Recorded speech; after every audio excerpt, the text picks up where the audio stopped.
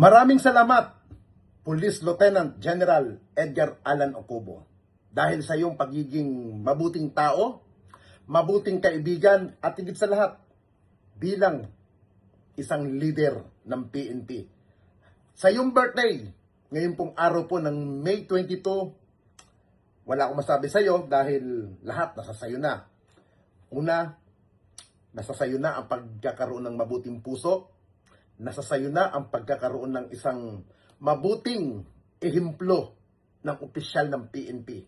At pangatlo, marunong kang magmahal sa pakikipagkaibigan at sa kapwa-tao. Kaya, happy birthday po sa iyo, sir. At sa iyong pagretiro, alam ko, sir, okay na rin yun kasi kahit papaano, marami ka ng taon iginugol sa PNP. At alam ko po, sabik na sa iyo ang mga mahal mo sa buhay na masulo ka naman nila at mabigyan mo ng pagkakataon, mapaglingkuran mo naman ang sarili mong pamilya.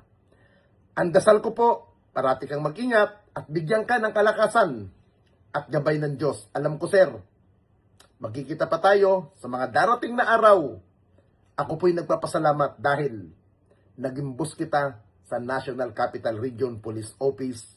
Dahil kung papaano kita nakilala noong 2016, hanggang kasalukuyan, hindi ka pa rin po nagbabago ng pag-uugali mo at hindi ka pa rin nagbabago ng pakikipagkapwa-tao mo. Dahil ang katwiran mo, tao ka, tao din yung mga nasa paligid mo, kailangan pakitunguhan ng naaayon sa magandang asal. Ang hindi ko sa iyo makakalimutan, sir, yung marunong kang rumespeto sa kahit pangkaraniwan civilian vlogger. Again, maraming salamat, sir, sa mga trabaho. Maraming salamat sa ating samahan sa PNP. Keep up the good work, sir. Dasal ko na maging maganda pa ang takbo ng iyong magiging karir sa mga susunod na araw sa pagre-retiro mo po ngayong araw pong ito. Again, maraming salamat, Sir Alan Ocobo, sa iyong totoong serbisyo na may pagmamalasakit at may pagmamahal sa ating bayan. Ain't a saint, but he's a hero. And when my heart is torn, I always love the soldier, even though I hate the war. I wanna be the prayer that brings him home again.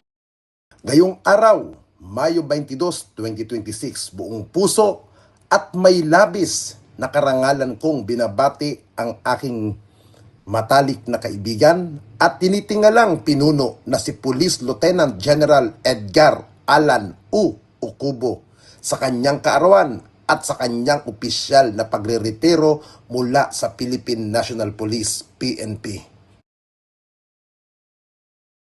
Sariwa pa sa aking alaala, noong una kitang nakilala, General, isang mapagkumbabang Lieutenant Colonel pa lamang kayo noon, ngunit bakas na ang pambihirang galing ngayon sa iyong pagbaba sa selyo ng Philippine National Police at sa pagtatapos ng iyong huling assignment bilang Deputy Chief for Operation. Humaharap ka sa amin bilang isang karespetong Lieutenant General. Nakakatuwang isipin na isa ako sa mapalad na nakakasaksi sa iyong pag-akyat at patuloy na dedikasyon. Ang karera ni Police Lieutenant General Ocobo ay hindi lamang nasusukat sa mga bituin sa kanyang balikat, kundi sa lalim ng kanyang integridad at sa lawak ng kanyang ligasiya.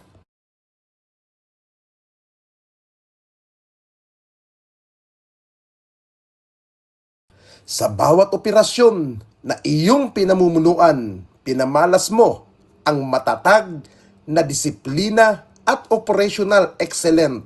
Ang iyong pamumuno ay hindi lamang basta pag-uutos.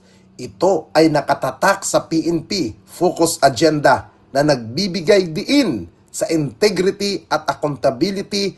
Ipinapakita mo na ang tunay na pinuno ay handang managot sa kanyang nasasakupan at mamuno ng may malinis na kamay.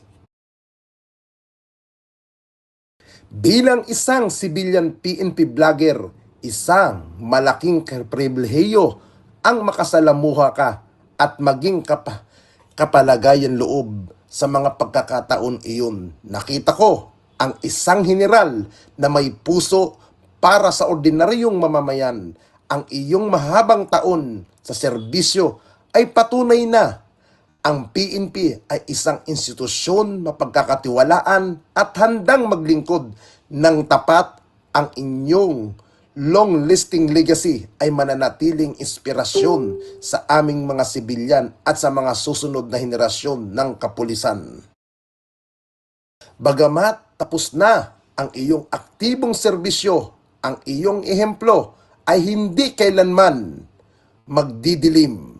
Muli, Police Lieutenant General Ocubo, ako si Nino Barsaga ay labis na sumasaludo sa iyong. Kayo ang perpektong halimbawa ng bagong PNP para sa bagong Pilipinas. Serbisyong mabilis, tapat at nararamdaman. Mabuhay po kayo at naway pagpalain kayo sa bagong yugto ng inyong buhay.